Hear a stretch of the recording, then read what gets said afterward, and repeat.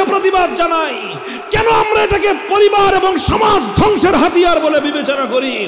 কারণ যদি আজকে সমান অধিকারের নামে আল্লাহ প্রদত্ত উত্তরাধিকার বিধানের মধ্যে পরিবর্তন আনা হয়, আগামীকালকে গোটা সমাজ ব্যবস্থায় ধ্বংস নেমে আসবে। ঘরে ঘরে পরিবারে পরিবারে স্বামী স্ত্রীর মধ্যে এক অসমাধানযোগ্য যুদ্ধ শুরু হয়ে যাবে। মুহতারাম হাজিরিন, এই পয়েন্টে কয়েকটা কথা আমি বলবো, লম্বা আলোচনা নয়। যে এই যে সর্বশেষ বাংলাদেশের আলেম সমাজ যে বিষয়টা নিয়ে সোচ্চার হলো, আমরা সবাই কথা বললো, কথা বলতেছি আমরা। এই গত 19 এপ্রিলের ঘটনা, আজকে হলো কত তারিখ? 9 তারিখ মে মাসের। এই 20 দিন আগের কথা, 19 এপ্রিল নারী বিষয়ক কমিশন, তাদেরকে বলা হয়েছে বাংলাদেশের নারীদের উন্নতির জন্য কি কি করা দরকার তোমরা একটা সুপারিশ দাও। তারা সুপারিশ দিছে কি? তাদের সুপারিশের প্রথম মূল পয়েন্টটাই হলো এই যে নারী পুরুষের মধ্যে বৈষম্য আছে, আর এই বৈষম্যের কারণ হলো কোরআনের বিধান। নাউযুবিল্লাহি মিন যালিক। অথচ আল্লাহর কোরআন দুনিয়াতে নাজিল হয়েছে যে সকল লক্ষ্য এবং উদ্দেশ্য হাসিল করার জন্য, আল্লাহর পয়গম্বর দুনিয়াতে আগমন করেছেন যে উদ্দেশ্য হাসিল করার জন্য, মানব জাতির মধ্যে যে জিনিসটা বাস্তবায়ন করার জন্য ইসলাম দুনিয়াতে এসেছে, আল্লাহর কোরআন এসেছে, তার মধ্যে অন্যতম একটা মৌলিক উদ্দেশ্যই হলো মানুষের মধ্যে ইনসাফ কায়েম করা। দুনিয়াতে আল্লাহর কোরআন এসেছে ইনসাফ কায়েম করার জন্য। দুনিয়াতে ইসলাম এসেছে দুনিয়াতে ইসলাম এসেছে মানুষের মধ্যে বৈষম্য দূর করার জন্য। দুনিয়াতে ইসলাম এসেছে মানুষের মধ্যে সাম্য এবং ন্যায় প্রতিষ্ঠা করবার জন্য। রাসূল আকরাম সাল্লাল্লাহু আলাইহি ওয়াসাল্লামের আদর্শ, নবীর শিক্ষা যদি আমরা অ্যানালাইসিস করি, নবীর শিক্ষা যদি আমরা পর্যবেক্ষণ করি, দ্ব্যর্থহীনভাবে প্রমাণ হয়ে যায় যে আল্লাহ পাক রব্বুল আলামিন দুনিয়াতে ইসলামকে পাঠিয়েছেন ইনসাফ কায়েম করার জন্য, বেইনসাফি দূর করবার জন্য। আর কত বড় গর্দভ হলে, কত বড় খোদাদ্রোহী হলে একজন মানুষ এই কথা বলতে পারে যে কোরআনের বিধানের কারণে এই বৈষম্য তৈরি হয়? আসলে ব্যাপারটা হলো তাদের হিসাবের ভুল। হিসাব যদি কেউ ভুল করে, তাহলে যোগ বিয়োগে যদি কোথাও ভুল হয়, ফলাফল কি ভুল দাঁড়াবে না সঠিক দাঁড়াবে? অবশ্যই ফলাফল ভুল দাঁড়াবে। তো তোমার হিসাবের সূত্রের মধ্যে তুমি ভুল করেছো, যোগ বিয়োগে তুমি ভুল করেছো, যোগ বিয়োগে ভুল করার পরে এখন ফলাফল ভুল দাঁড়িয়েছে, এখন তুমি চিৎকার চেঁচামেচি করতেছো। অন্যের উপর চিৎকার চেঁচামেচি করে লাভ নাই। তুমি যোগ বিয়োগে ভুল করেছো, যেখানে তুমি 5,000 টাকা লোন ছিলা, ঋণ ছিলা, এখন তুমি যোগ বিয়োগে ভুল করে দেখো যে তুমি 5,000 টাকা পাও, এখন গিয়ে তুমি তারে কলার চেপা ধরছো, আমার 5,000 টাকা দেশ টাকা বলেন, বলবে আরে কিরে 5,000 টাকা দিব বেটা, তুমি তো আমি তোমার কাছে 5,000 টাকা উল্টা পাই। না, আমি হিসাব করে আসছি যে আমি 5,000 টাকা পাই, তুমি পাও না। এখন দেখা গেল আদতে গিয়ে সে হিসাবে ভুল করেছে। তো এটার যে অবস্থা হয়, আমার দেশের নারী কমিশনের একই অবস্থা হয়েছে। হিসাব কষতে তারা ভুল করেছে, যেই জায়গাটা নিয়ে মানুষের মধ্যে ব্যাপকভাবে বিভ্রান্তি তৈরি করেছে তারা, এবং যে দাবি তারা উত্থাপন করেছে উত্তরাধিকার আইনের ক্ষেত্রে আমাদের সমাজের মধ্যে অনেক অন্যায় আছে, অবিচার আছে। মানুষের মধ্যে আল্লাহর কোরআনের বিধান পালন করবার ক্ষেত্রে অনেক ধরনের ত্রুটি এবং বিচ্যুতি আছে। আল্লাহর কোরআনের বিধান, ইসলামের বিধান, শরীয়তের বিধান মান্য করার ক্ষেত্রে মানুষের মধ্যে অনেক ভুল বিচ্যুতি আছে, ত্রুটি আছে, গাফলতি আছে। কোরআনের বিধানের মধ্যে কোনো ত্রুটি নেই। ইউসিকুমুল্লাহু ফি আওলাদিকুম লিয-যাকারি মিসলু হাজ্জিল উনসায়াইন ফাইন কুননা নিসাআন ফাওকা ইসনাতাইনি ফালাহুন্না সুলুসা মা তারাক।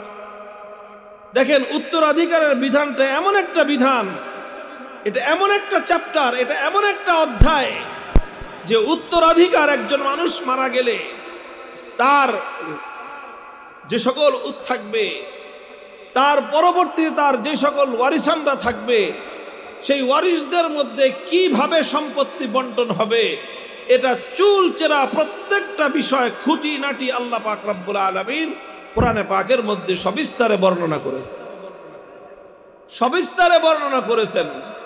এবং সেই বর্ণনা করতে গিয়ে সর্বপ্রথম আল্লাহ পাক রব্বুল আলামিন যেই বিধানটা বর্ণনা করেছেন সেটা আল্লাহ বলছেন, ইউসিকুমুল্লাহু ফি আওলাদিকুম।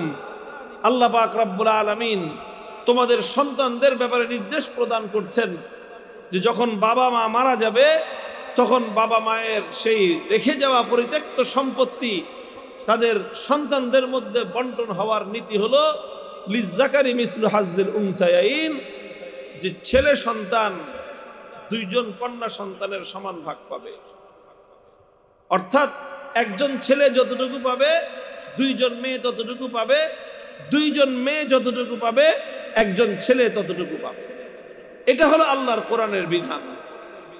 বাস কোরআনে পাকের শুধু এই একটা বিধান দেখেই এই কিছু মানুষের মধ্যে আল্লাহর কোরআনের বিধানের ব্যাপারে একটা অনাস্থা তৈরি করবার একটা হুজুগ তুলেছে, জিগির তুলেছে তারা।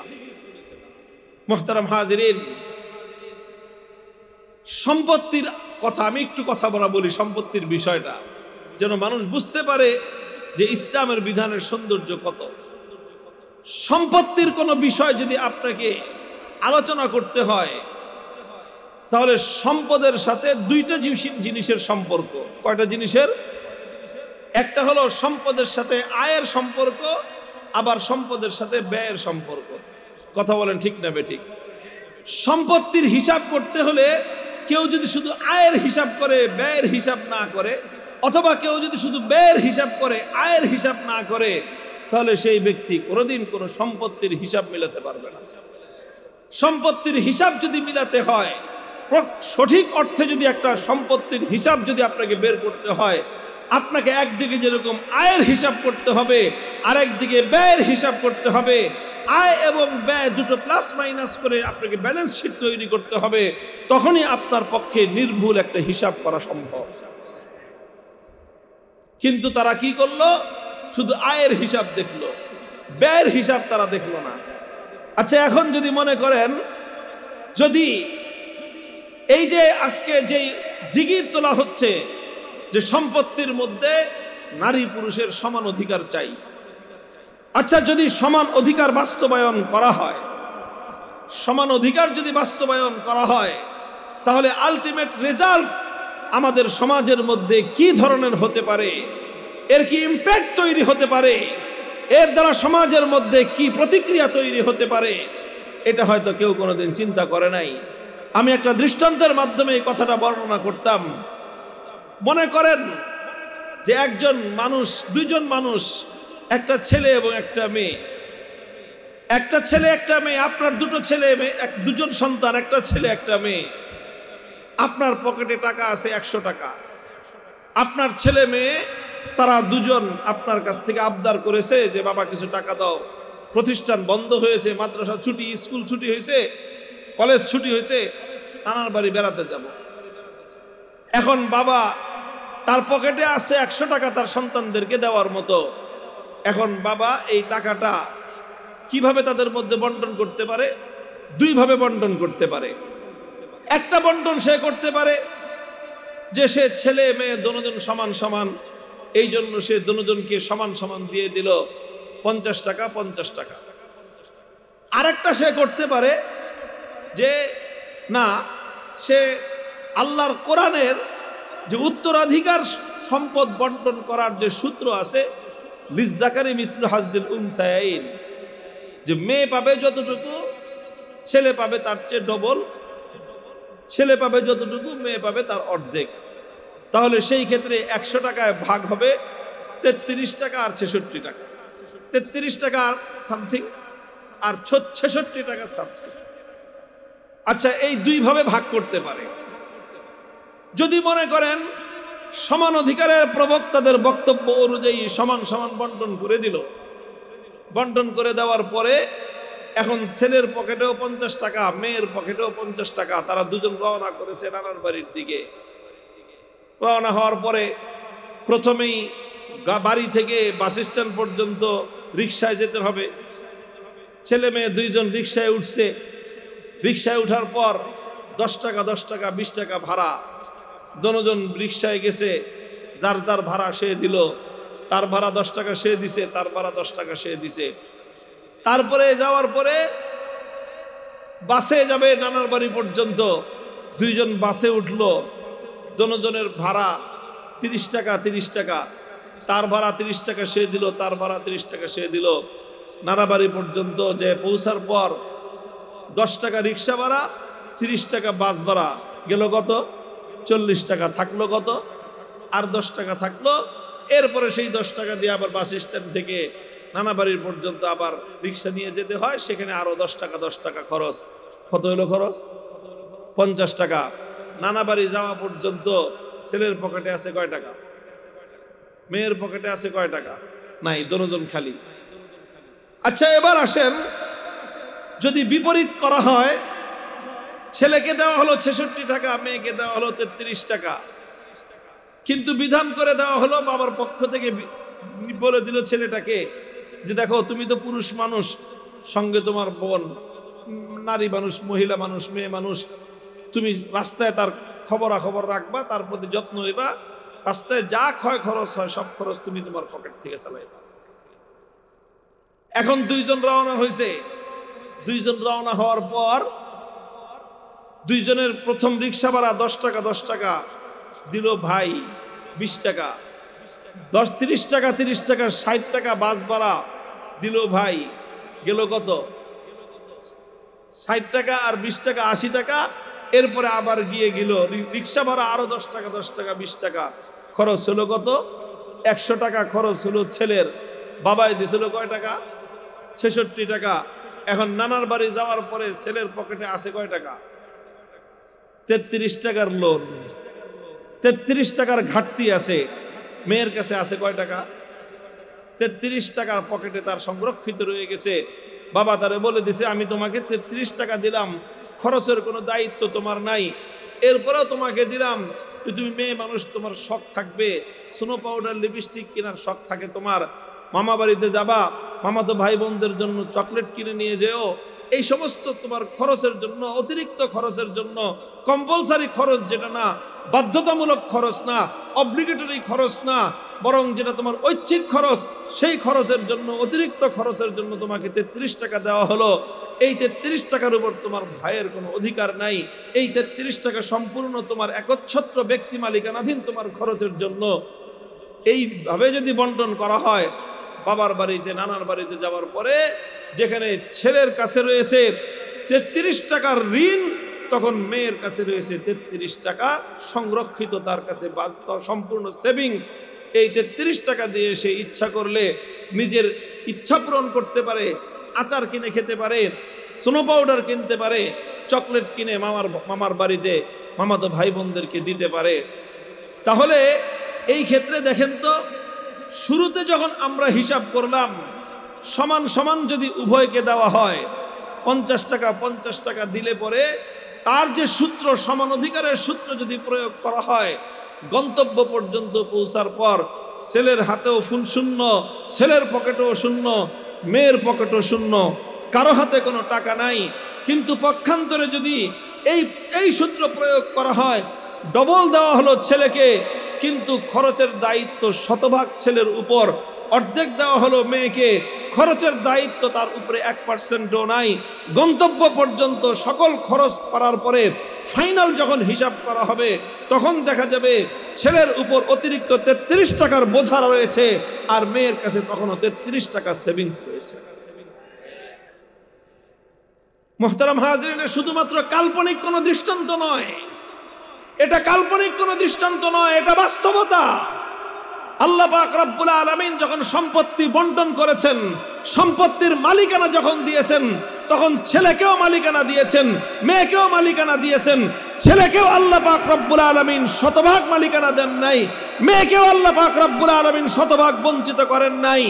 তবে হ্যাঁ, আল্লাহ পাক রব্বুল আলামিন ছেলেকে দ্বিগুণ দিতে বলেছেন, মেয়েকে অর্ধেক দিতে বলেছেন। আর এই মেয়েকে অর্ধেক দেওয়াটা এটা কোশ্চিনকালেও তাকে সন্তান ছেলের থেকে মেয়েকে কম দেওয়া নয়, বরং চূড়ান্ত বিবেচনায় এটাই মেয়েদের জন্য, নারীদের জন্য অগ্রাধিকার। কারণ কি? কারণ হলো ওই যে ইসলাম প্রদত্ত হিসাব শুধুমাত্র আয়ের হিসাব দেখলে হবে না, ব্যয়ের হিসাব এবং আয়ের হিসাব উভয়টাকে একত্রিত করে যদি ব্যালেন্স শিট করা হয় তখনই পূর্ণাঙ্গ হিসাব বের হবে। ইসলাম প্রদত্ত বিধান অনুযায়ী সন্তান যখন জন্মগ্রহণ করে, ছেলে হোক মেয়ে হোক, সন্তান জন্মগ্রহণ করার পরে সন্তানের ভরণ পোষণের দায়িত্ব তার মায়ের উপর নয়, ভরণ পোষণের দায়িত্ব হয় তার বাবার উপর। এইভাবে সন্তান যতক্ষণ পর্যন্ত সাবালক না হবে ততদিন পর্যন্ত সন্তানের সকল প্রয়োজন পূরণ করার দায়িত্ব বাবার, মায়ের নয়। বাবা হিসেবে ছেলে সন্তানের দায়িত্ব পালন করবে সে যতদিন পর্যন্ত ছেলে সন্তানরা সাবালক না হবে। ছেলে সন্তানরা সাবালক হতে ম্যাক্সিমাম 15 বছর বয়স লাগে। 15 বয়সের আগেই সকল ছেলেরাই সাবালক হয়ে যায়। সাবালক হয়ে যাওয়ার পরে কোনো বাবা যদি তার সন্তানকে ভরণ পোষণ দিতে না চায় তাহলে ইসলাম তাকে বলেছে তোমার সন্তানের ভরণ পোষণের দায়িত্ব আর তোমার উপরে নাই। 15 বছরের ছেলে সে নিজের ভরণ পোষণের দায়িত্ব তার নিজের উপরে। কিন্তু মেয়ের ভরণ পোষণের দায়িত্ব শুধু 12 বছর পর্যন্ত নয়, শুধু 15 বছর পর্যন্ত নয়, বরং একটা মেয়ে যতক্ষণ পর্যন্ত বিবাহের মাধ্যমে তার পরবর্তী অভিভাবক নিশ্চিত না হচ্ছে ততদিন পর্যন্ত মেয়ের ভরণ পোষণের দায়িত্ব হচ্ছে বিবাহ হওয়ার আগ পর্যন্ত তার বাবা। একটা মেয়ের বিবাহ যদি হয় 20 বছর বয়সে, একটা মেয়ের বিবাহ যদি হয় 22 বছর 25 বছর বয়সে, 25 বছর বয়সে একটা মেয়ের বিবাহ হলে বাবার হোটেলে সে খাইলো 25 বছর, আর একটা ছেলে যদি সাবালক হওয়া পর্যন্ত বাবার হোটেলে খায় সে খাবার পাইলো 15 বছর। এক্ষেত্রে সুস্পষ্টভাবে একটা মেয়ে একটা ছেলের চেয়ে 10 বছরের অধিকার বেশি ভোগ করলো। আচ্ছা, এরপরে যখন বিবাহ হলো, বলেন তো আপনারা বিবাহ শুধু পুরুষের হয় না মহিলারও হয়? বুঝেন না এই কথা? আরে বিবাহ শুধু পুরুষ করে না পুরুষ আর মেয়ে দুইজনের মিলে বিবাহ হয়? বিবাহ দুইজনের। আচ্ছা, বিবাহের প্রয়োজন কি শুধু পুরুষের না মেয়েরও? নারীরও বিবাহের প্রয়োজন আছে না নাই? বিবাহ না হলে পুরুষেরও সমস্যা, নারীরও সমস্যা। কথা বলেন ঠিক কিনা? না, বিবাহ না হলে শুধু পুরুষের সমস্যা? আরে বিবাহ না হলে পুরুষের যতটুকু সমস্যা নারীর সমস্যা তার চেয়ে বেশি। এই জন্যই তো দেখা যাবে যে ছেলে বড় হয়ে গেছে, বয়স হয়ে গেছে, বিবাহ করতেছে না, এটা নিয়ে বাপ মারা অতটা বেশি টেনশনে পড়ে না। কোনো মেয়ে যদি বেশি বয়স হয়ে গেছে বিবাহ না হয় বাপ মায়ের ঘুম নাই। কারণ কি? কারণ একটা পুরুষ বিবাহ না করে, পরিবার গঠন না করে, আমাদের ঢাকার ভাষা বলে বাদাইম্মার মতো দুনিয়ার জীবন কাটায় দিতে পারে। একদিন রেল স্টেশন, একদিন বাস স্টেশন, একদিন কাকরাইল মসজিদ, এইভাবে ঘুরঘুর করে, এইভাবে টোটো কোম্পানির ম্যানেজার হিসাবে সারা জীবন ঘুরে ঘুরে সে তার জীবন পার করে দিতে পারে।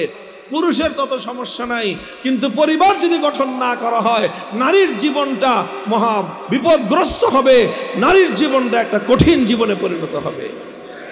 সেই হিসাবে বলতে গেলে বিবাহের যতটা প্রয়োজন পুরুষের তার চেয়ে বেশি প্রয়োজন নারীর। কারণ বিবাহ বন্ধনের মাধ্যমে যে পরিবার গঠন হয় সেই পরিবার একটা নারীর জন্য সংসারের ঠিকানা দেয়।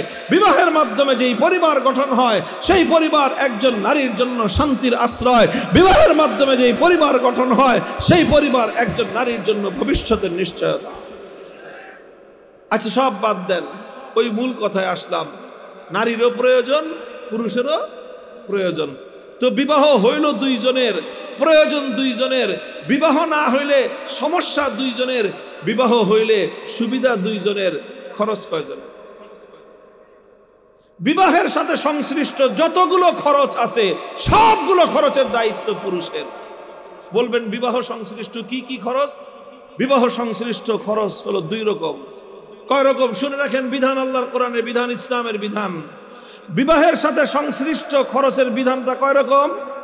2 রকম। একটা হলো টেম্পোরারি খরচ আর একটা হলো পার্মানেন্ট খরচ। একটা সাময়িক খরচ আর একটা স্থায়ী খরচ। সাময়িক খরচ কি? সাময়িক খরচ আবার 2টা।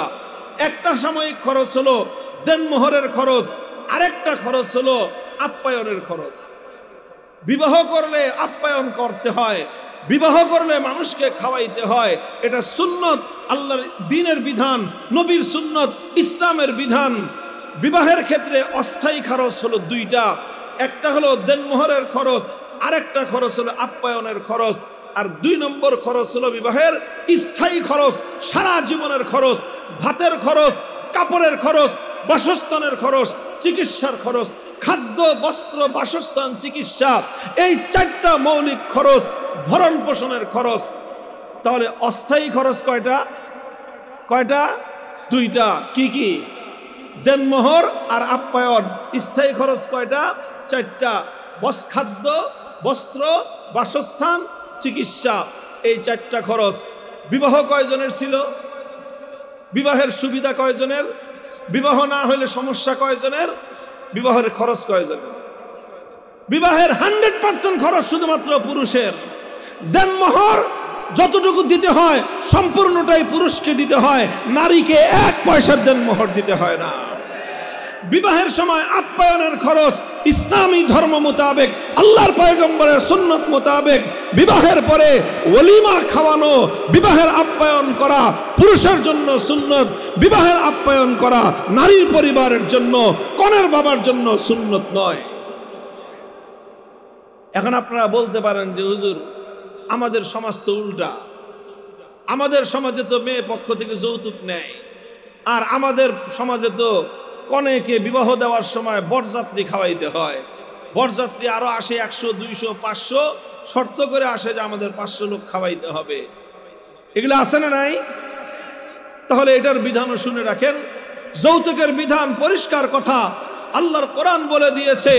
আল্লাহর কোরআন বলে দিয়েছে এইভাবে কনের বাবার থেকে চাপ প্রয়োগ করে তার অন্তরের অসন্তুষ্টি সহ যৌতুক হিসেবে যেই সম্পদ একজন পুরুষ গ্রহণ করবে, এই সম্পদ তার জন্য হালাল নয়, এই সম্পদ তার জন্য জাহান্নামের আগুন হিসেবে সে পেটের মধ্যে ভরতেছে। সুতরাং কনের বাবাকে চাপ প্রয়োগ করে তার কাছ থেকে কোনো যৌতুক নেওয়া সম্পূর্ণরূপে হারাম।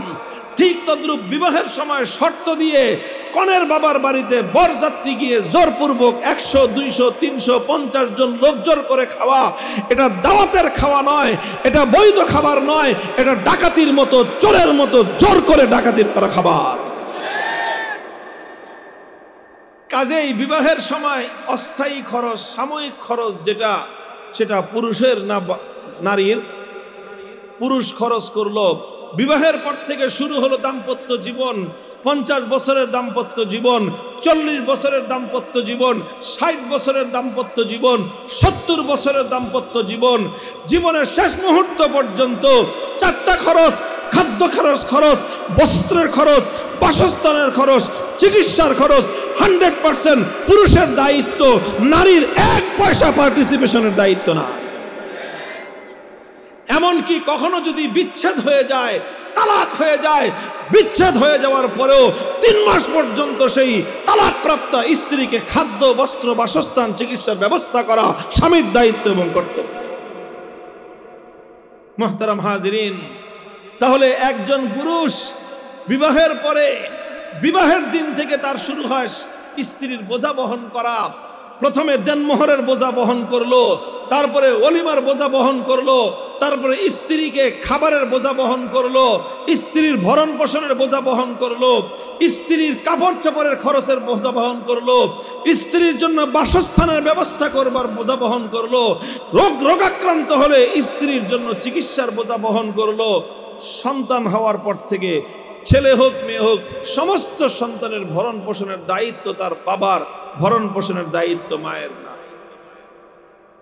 এই পরে এইভাবে চলতে চলতে আল্লাহ না করুক কোনো কারণে যদি স্বামী আগে মারা যায়, স্ত্রী যদি থেকে যায়, তাহলে ওই অবস্থায় যদি স্ত্রীর নিজের কোনো ক্যাপাসিটি না থাকে নিজের জীবন জীবিকা নির্বাহ করবার, আর তাদের যদি সন্তান থাকে, তখন এই বৃদ্ধ বাবা অথবা বৃদ্ধ মা তার ভরণ পোষণের দায়িত্ব এসে দাঁড়ায় তার সন্তানের কাঁধে। ছেলে সন্তানও আছে, মেয়ে সন্তানও আছে। এই ক্ষেত্রে ইসলাম বলে বৃদ্ধা মায়ের ভরণ পোষণের দায়িত্ব মেয়ে সন্তানের নয়, বরং সেই মায়ের ভরণ পোষণ, খাদ্য, বস্ত্র, বাসস্থান, চিকিৎসা সহ সকল খরচের দায়িত্ব হলো তার ছেলে সন্তানের উপর। তাহলে হিসাব করলে দেখবেন যে একজন নারী আল্লাহ প্রদত্ত বিধান অনুযায়ী সে তার জীবনটা কেটে যাবে 3 পুরুষের কাঁধের উপর দিয়ে। ছোট্টকালে বাবার হোটেল, বিয়ের পরে স্বামীর হোটেল, বার্ধক্যের সময়ে ছেলের হোটেল, 3 পুরুষের কাঁধের উপর দিয়ে একজন নারীর জিন্দগি পার হয়ে যাবে। সারা জিন্দগিতে আল্লাহ প্রদত্ত তার বাবার পক্ষ থেকে, তার নানার পক্ষ থেকে প্রাপ্ত সম্পত্তি 1 টাকা খরচ করবার প্রয়োজন তার নাই। তাহলে সেই হিসাবে একজনে খরচ করে 100 টাকা, আরেকজন খরচ করে না 1 টাকাও। তাহলে ব্যয় যার 100%, আয় তো তার 100% হওয়ার কথা। যার ব্যয় 0%, তার আয়ও 0%ই থাকার কথা। এটা হলো যুক্তির কথা, এটাই হলো যুক্তির কথা যে খরচ যেহেতু আমি 100% করব, আমি খরচ 100 টাকা করব, 100 টাকা থেকে 10 টাকা তুই কিনলে নিবি। খরচ তো আমি করব, তো তুই কেন 10 টাকা নিবি? খরচ 100 টাকা আমি করব, কাজেই সম্পূর্ণ 100 টাকা বাপ আমাকে দিবে, তোমাকে কেন 33 টাকা দিবে? যদি সমান অধিকারের কথা বলো, যদি সমান হিসাবের কথা বলো, আয় এবং ব্যয়ের হিসাব করে চূড়ান্ত বিবেচনায় সমান অধিকারের হিসাব করতে গেলে 100% শতভাগ সম্পত্তির মালিকানা পুরুষ পায়। সমান অধিকারের হিসাব করতে গেলে নারী 1 টাকাও পায় না। আর যদি বলো যে না, সমান অধিকার হবে, নারী অর্ধেক পাবে, পুরুষও অর্ধেক পাবে, তাহলে আয়ের হিসাব যদি আল্লাহটা বদলায় দাও, ব্যয়ের হিসাবও ইসলামেরটা বদলে যাবে। ব্যয়ের হিসাবেরটা যদি বদলায় যায়, তখন শুরু হবে কি? তখন শুরু হবে বিয়ের সময় দেনমোহর যা হবে 1 লাখ টাকা, 50 তোমার, 50 আমার, ফালাওয়াকে টেবিল। কারণ সমান অধিকার, তুমিও সমান আমিও সমান। তো আমি বিয়ে 2 জনের, খরচ কয়জনের?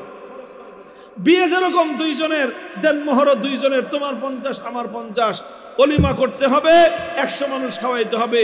গরু তুই একটা ফালা, গরু একটা আমি ফালা, তাহলে শোনা সমান সমান হলো। কথা বলেন ঠিক না বেঠিক?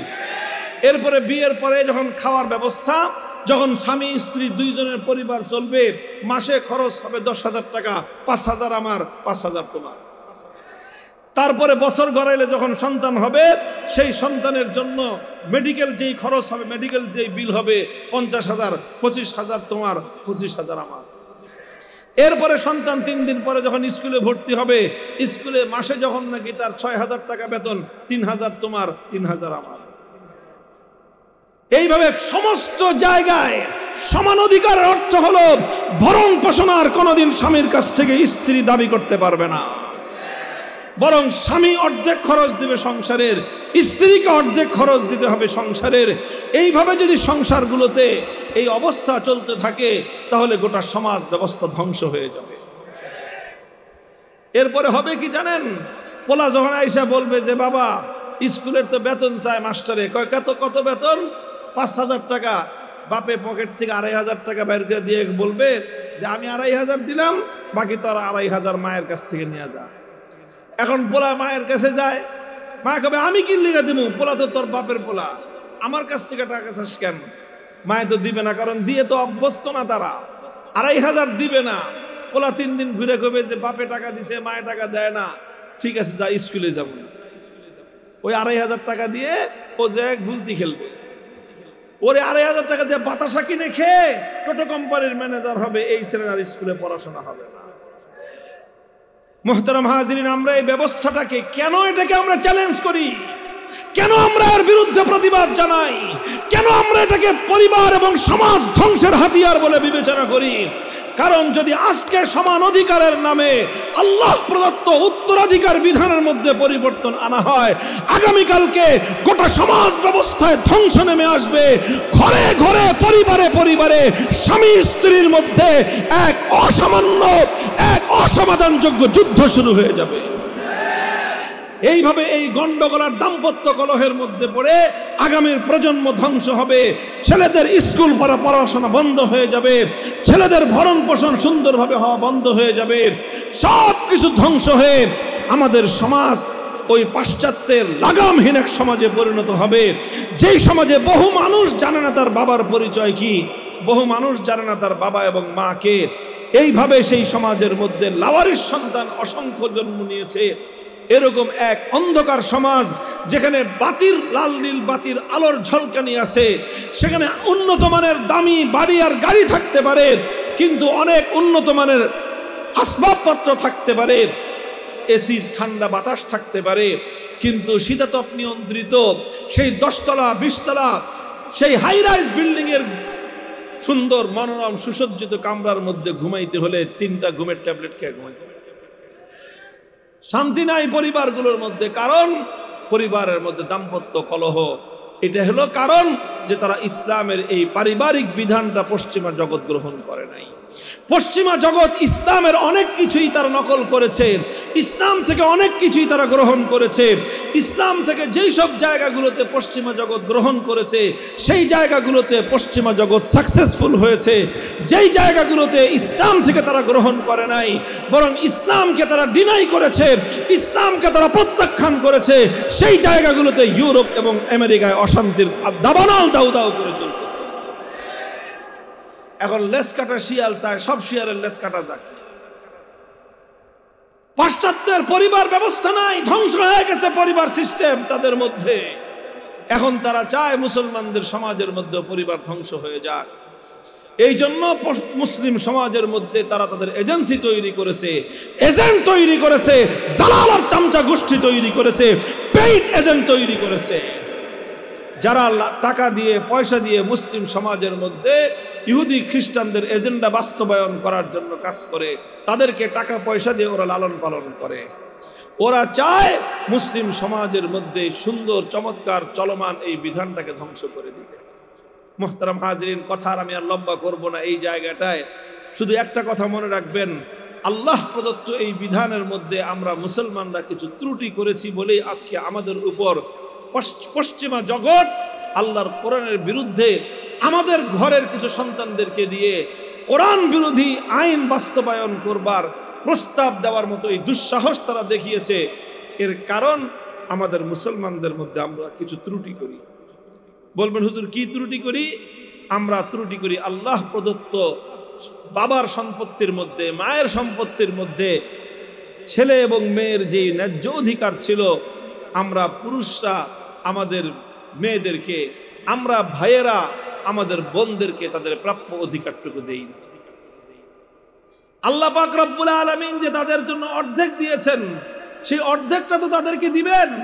সেই অর্ধেকটা অধিকাংশ আমাদের সমাজের মধ্যে এমন একটা অবস্থা দাঁড়িয়েছে যে সেই বাবার বাড়ির সম্পত্তি বোনদেরকে দেওয়াটা, এটা অধিকাংশ ক্ষেত্রে ভাইয়েরা মনে করে যে আকাশের মাথার উপর যেন পাহাড় চেপে বসেছে।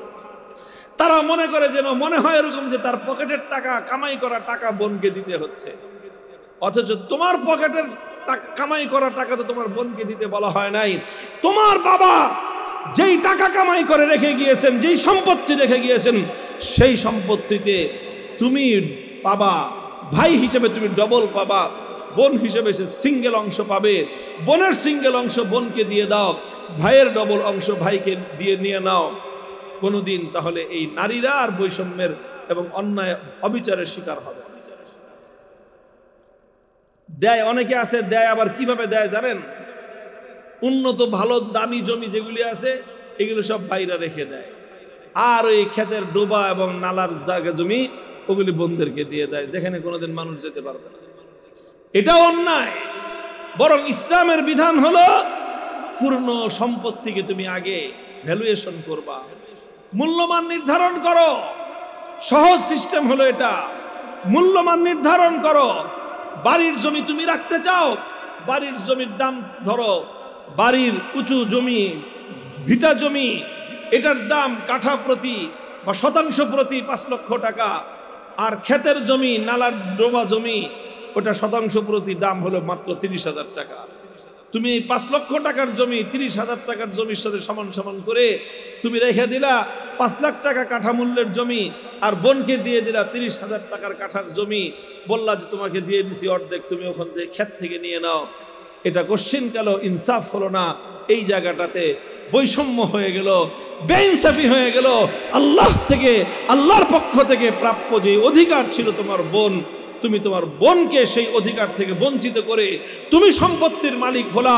তোমার এই সম্পত্তি জুলুমের সম্পত্তি, তোমার এই সম্পত্তি অবৈধ সম্পত্তি, তোমার এই সম্পত্তি অত্যাচারের সম্পত্তি, তোমার এই সম্পত্তি বোনের চোখের পানির সম্পত্তি।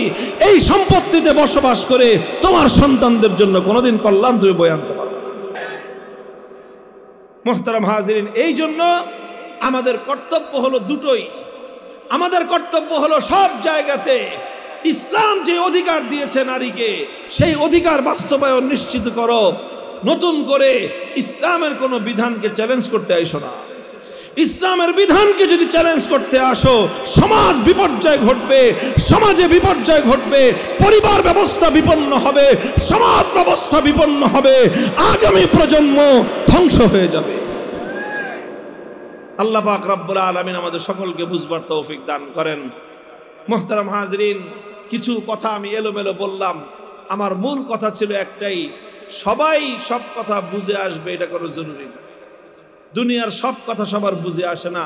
যতটুকু যৎসামান্য আমি দু একটা তথ্য দিলাম, যুক্তির আলোকে কথা বললাম এবং বাস্তবতার আলোকে অভিজ্ঞতার কথা, ভবিষ্যৎ শঙ্কার কথা আমি তুলে ধরলাম।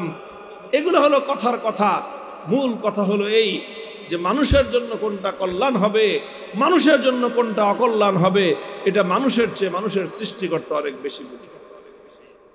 কাজেই সৃষ্টিকর্তা যেই বিধান দিয়েছেন, আল্লাহ পাক রব্বুল আলামিন ইসলামের মধ্যে যেই বিধান দিয়েছেন, আল্লাহর কোরআনের মধ্যে আল্লাহ পাক রব্বুল আলামিন যেই বিধান দিয়েছেন, সেই বিধানকে আমরা সর্বান্তকরণে মেনে নিব এবং সেই বিধানকে আমরা বাস্তবায়ন করার জন্য চেষ্টা করব ইনশাআল্লাহ। যদি আমরা আমাদের সমাজে, আমাদের পরিবারে, আমাদের ব্যক্তি জীবনে, ঘরে বাইরে সব জায়গায় যদি আমরা আল্লাহর কোরআনের বিধানকে বাস্তবায়ন করতে পারি, ইনশাআল্লাহ মুসলমানদের এই যে পতন অবস্থাটা থাকবে না। মুসলমানরা আবার মাথা উঁচু করে দাঁড়াবে, সারা দুনিয়াতে আবার ইসলামের দিন ফিরে আসবে, সোনালী যুগ ফিরে আসবে, ইসলাম আবার সারা দুনিয়াকে শাসন করবে ইনশাআল্লাহ। আল্লাহ পাক রব্বুল আলামিন আমাদেরকে সেই সোনালী দিন দেখার তৌফিক দান করেন। আল্লাহ পাক রব্বুল আলামিন মুসলিম জাতিকে এই পাশ্চাত্যের ইসলাম বিরোধী ষড়যন্ত্রের জাতাকল থেকে মুক্ত রাখুন। ষড়যন্ত্রের জালকে আল্লাহ ছিন্ন করে মুসলমানদেরকে আবার কোরআন সুন্নাহর সত্যিকার সঠিক পথে ফিরে আসার তৌফিক আল্লাহ পাক দান করেন। ওয়া আখিরু দাওয়ানা আলহামদুলিল্লাহি রাব্বিল আলামিন। আসসালামু আলাইকুম ওয়া রাহমাতুল্লাহ।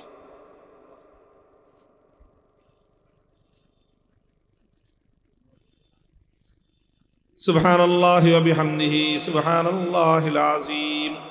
اللهم صل على محمد وعلى آل محمد كما صليت على إبراهيم وعلى آل إبراهيم إنك حميد مجيد.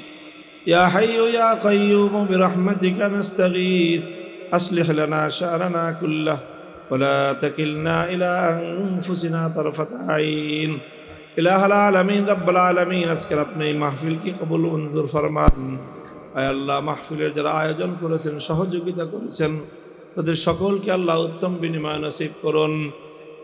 ইলাহুল আলামিন রব্বুল আলামিন উম্মতের উপর রহম করুন, উম্মতকে মাফ করে দিন। আয় আল্লাহ, উম্মতকে সকল মুশকিলাত থেকে আল্লাহ আপনি পরিত্রাণ দান করুন। ইলাহুল আলামিন রব্বুল আলামিন আয় আল্লাহ, এই উম্মতকে আবার কোরআন সুন্নাহর পথে ফিরে আসার তৌফিক দান করুন।